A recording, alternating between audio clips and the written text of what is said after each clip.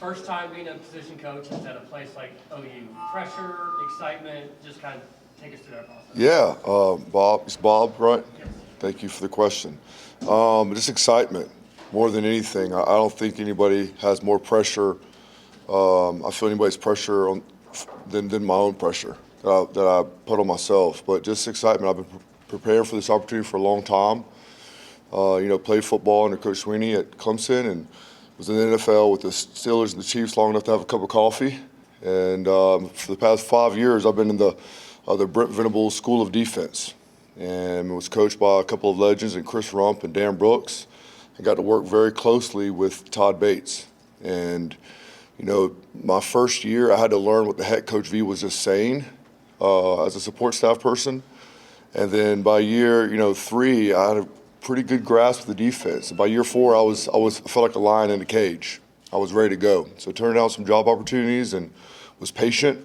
And just had great counsel, man, from Coach Sweeney and other people in my life that said, man, that's not the one. Just wait. That's not the one. Just wait. And it was God's perfect timing, And so when Coach V said, will you go with me? It didn't take me long to say yes. And so the transition's been great. We love Norman. I have a wife of 10 years, June 29th, and we have 4 kids, 6 and under, so please pray for us. But man, we've been really pleasantly surprised. The only thing I knew about Oklahoma was that they won a lot of games and everything Coach V said about them. And so we came out here just with excitement, ready to get going. But it's been great so far. Thanks, Bob. Go to Eric Bailey, Tulsa World. Coach, it's nice to meet you. Nice meeting you. You mentioned about just waiting, turning down jobs and such. What was your first reaction when Coach Venables offered you this opportunity? What was your mind like? How was your mind racing? Yeah, I don't know if my mind was racing, but once again, it was something that Coach V. If you get to spend any time around Coach V, you'll realize how unique of a person he is, and so it was very humbling. That the head football coach at the University of Oklahoma would ask me to come be a position coach for him. And so I would just say humbling, the moment more surreal than anything else. And but it's very humbling, and I'm so thankful, but man, I got a lot of work to do. And so the job and the expectations and the standard, I've known it for 5 years. So just because I'll be wearing crimson and cream doesn't mean that the standard's any higher or lower. Working for Coach V is very, very demanding, but man, it is so fulfilling. He just makes everybody around him so much better. And so I don't know if my mind was racing as much as I was just kind of humbled and affirming. It was affirming. You've been around him for a while. How important will the give back Coach be for him? I don't know. So Coach Adam Smotherman, he's now the head strength and conditioning coach at the University of Virginia. He went with Tony Elliott, and he did a great job on the sidelines. And I'm excited. Me and Coach Bates talked about, I wonder what he's going to do now that he's the head coach. So time will tell. Thank you. Yeah, yes, sir. Eric, thank you. Yeah, Miguel, good to meet you. Nice meeting you, Ryan. I want to ask you about a couple other guys that Yeah. you were with out in Clemson. You touched on Todd Bates there, but just what really stands out to you about him? What's it been like working with him in a little bit different way here? And then also want to ask you about that term seed. Yeah. What he meant to what y'all built out there. And, Yeah.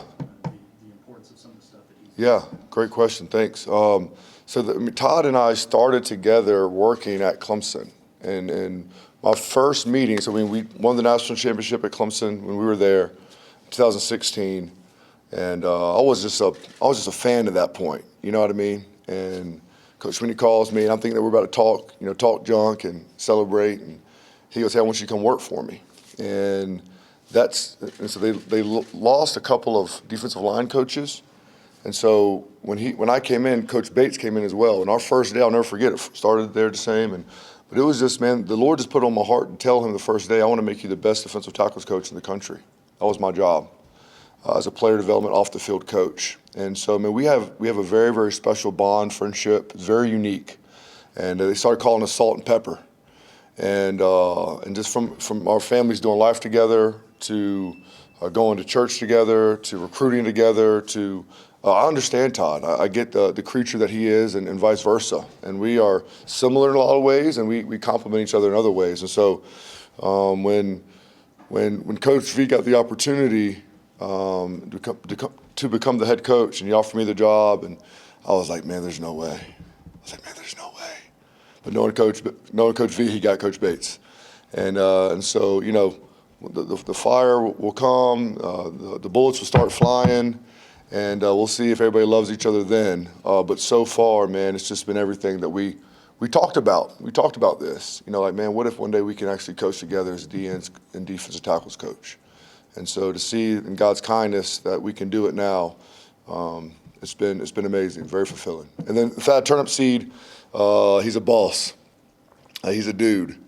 And in our business, that means somebody's a baller. They're a dude, all caps. And so Thad is a program builder. And he's just a great father, great husband, great mentor to me when I was at Clemson. But Thad gets things done. And so I don't know that Coach Bates should probably come up with the acronym for Thad that talks about him being a boss. But he's just a very pivotal part of our program. And for me and my wife and our children, it's been a huge blessing to have some familiar faces around.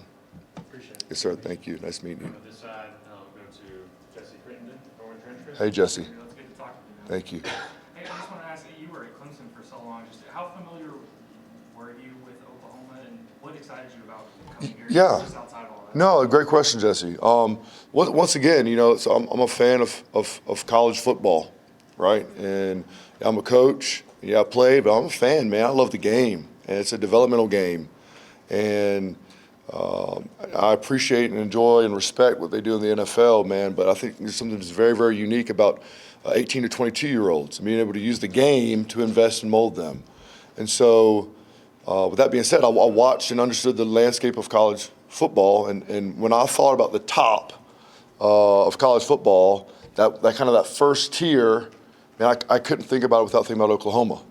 You know, I mean, you're talking about one of 5 teams that have won 100-plus games in the past 10 years. One of 4 teams that have been to 4 CFPs or more since the inception of the college football playoff. And so, regardless of what anybody thought, or my ignorance of maybe the location or the place, like we're literally in the middle of everywhere. Like everybody's a national recruit for us. Like everybody. You know what I mean? And but I knew that, man, you had the Clemsons, the Alabamas, the Oklahomas, and the Ohio States. Okay, and Georgia's really, really good too. And so that's what I knew about it. Does that answer your question? Did you ask me something else? Yeah. Okay, thanks, Jesse. Appreciate it. Thank you. And the brand, and they were Jordan. I knew that as well. Super dope. Right side, Ryan Chavis with SI Sooners. Hey, we go. Tell me your name again. Ryan. Rye? Yeah, there's two Ryans. Okay, sorry, Ryan. Thanks. You talked about linked up with Coach Bates, but that came a little bit later. You got to hit the recruiting trail with just you for a period of time. Yeah. So what was that like for you to kind of get turned loose on the recruiting trail? Yeah, amazing. Yeah, awesome. Like, I felt like I was cheating in life. Like even right now, man, being up here, like, this is unbelievable. You know what I mean? And just because it doesn't feel like work. It's what I love doing. I think recruiting, when it comes down to it, is really about relationship building and connecting. I think it's about authenticity. And I think you have to do a good job of, if you want to do it this way, the way that I'm talking about, that you have to be okay with not getting a guy that you don't fit, or that he doesn't fit your institution or your program. And so, but fundamentally, I think recruiting is connecting. And so, man, I've just been very, very blessed to have people in my life to show me and teach me how to connect with people. And I care about people. I love people. You know what I mean? And so, yeah, got here and got all cleared by compliance and all the rest. And they threw me an OU shirt on and some Jordans, and I went on the road. And I think I texted my wife and took pictures of everything. But it was amazing. We were able to get Alton Tarber. Can't wait to get him from Deerfield Beach. R. Mason Thomas and Ahmad Moten. We almost got him from Cardinal Gibbons. Great program, Coach Dubach running there at Cardinal Gibbons. And so it was awesome. Love it. Okay, let's go to Brandon Drum, sorry. How you doing, Coach? Hey, Brandon. Coach Mason, you just kind of said it just a second ago. Every word's intentional for you. You're about relationships. Have you gotten a chance to, start? Obviously, you have, but can you kind of talk about your relationships with the players in your positions, the Yeah. Downs of the world, Yeah. the Stricklings, all that type of the guys that you're going to be coaching week in and week out, and just how you've gone about building those relationships? Yeah, that's a great question, Brandon. Thank you. More than the content of what we talk about, I will tell you this. So I did pastoral ministry. I was a youth minister and a college minister for 3 years after the NFL, before I started coaching. I was a support staffer for Clemson. And the best CEOs of companies, the best pastors, the best leaders of families, the best men and women I've ever been around are those people who can connect and love the people that they serve, period. And so, my first week here, within the first week or so, just like taking my guys out to dinner, and like not talking football. And listen, I coach for Brent Venables. We're gonna have more than enough time to talk football. All right, our guys gonna know what the heck they have to do. And then investing in them, man. Making phone calls. That's one thing we did. Calling them all personally, asking them about their mom, their dad, little Susie. They've been dating for 2 weeks. Now they're Facebook official for 2 weeks. Okay, I'll be asking about another one here soon. And what are your strengths? What are your weaknesses? What are your fears? What are your aspirations? I think all of these things are super, super important. Where when I was coming up, if a coach, you're just kind of like, oh, you're the leader. Okay, I'll follow you. Oh, you're the elder. Okay, I'll follow you. Go run through the wall. Okay, I'll do that. That's not this generation. They need to know that you care. They need to know their identity. And they want to know that you love them. And if you love your players, you can coach them as hard as you want to. And so, but just being very, very connected with them, send them encouraging messages almost every morning, things that are, whether it's things from Scripture, things that are motivational or encouraging to me, and then just being able to take the time out to not talk ball all the time. And understanding and learning the different types of personalities. There's so many different personality tests, and I think, man, it's like psychology. I seriously, I think a great football coach is like 50% a great psychologist. And understanding that you just like parenting, you can't treat all kids the same. And so different coaching techniques and they all learn differently. And so, but I think being intentional with your words, I think getting to know parents, getting to know players, their likes and dislikes, their fears and aspirations, makes them a lot more likely to trust you and to be endeared to you and to play hard for you. The guys that I've seen that play the hardest for their coaches are the guys that would literally die and lay their life on the line for their coaches because they know their coach loves them and would do the same. And so that's a great question, Brandon. Let's go far side of the table. John Shin. Hey, Coach. Hey, John. The question I want to ask you is you're a guy who rose up through support staff at Clemson. Yeah. Working as support staff at Clemson. And how bigger and how much more, how important that's gotten as far as rising up the ranks than say when you played. Yeah. Where a lot of those jobs didn't exist. Yeah. I think those jobs are huge. I'm not in the on the NCAA legislation committee, so I'm sure you guys don't care about my thoughts. But I think the NFL does have a good system though about having you get an assistant coach for every position coach. I mean, we can't talk about player mental health and player safety and player well-being and not realize that, man, like coaching football's hard and it's time consuming, but the most important thing on the X's and O's, we know our job. I know why I get paid. I know why I'm here in front of you talking. But if we're going to talk about it being really about the players, you got to have a solid staff. You got to have an army of a staff. And so those positions are very, very important. I was an off the field support staff coach who didn't break the rules, who followed the NCAA rules when it comes to what you can and cannot do. And man, I was greatly helped. And I wouldn't be here without those 5 years at Clemson. And so those roles are very, very important. How do you create equity across college football? How do you create a landscape that you can actually govern if you're the NCAA? I don't know. Maybe you could figure that out, John. But that position is so vital. It's going to be vital for us here at Oklahoma. How much did you learn? I mean, I assume the goal was always to advance on-field coach and so on and so on. How much did you learn in that? I gets off the field coach?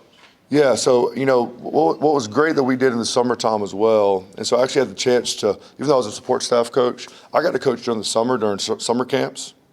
And then a dear friend of mine, the defensive ends coach at Clemson, he was out for personal reasons. And last year, and I got to be on the field coach. I got to coach for 2 weeks. And so I think that probably gave BV all the peace he needed, getting to see it live and in action. But yeah, you learn a lot. I mean, everything that I learned knowledge-wise, just because you can't be on the field doesn't mean you can't understand and learn the defense. You can't understand and learn philosophy or technique. Your ability to get young men to do the job you're asking them to do, well, that's a whole nother part of it. But the knowledge part, you can be a support staffer and learn almost everything you need to learn.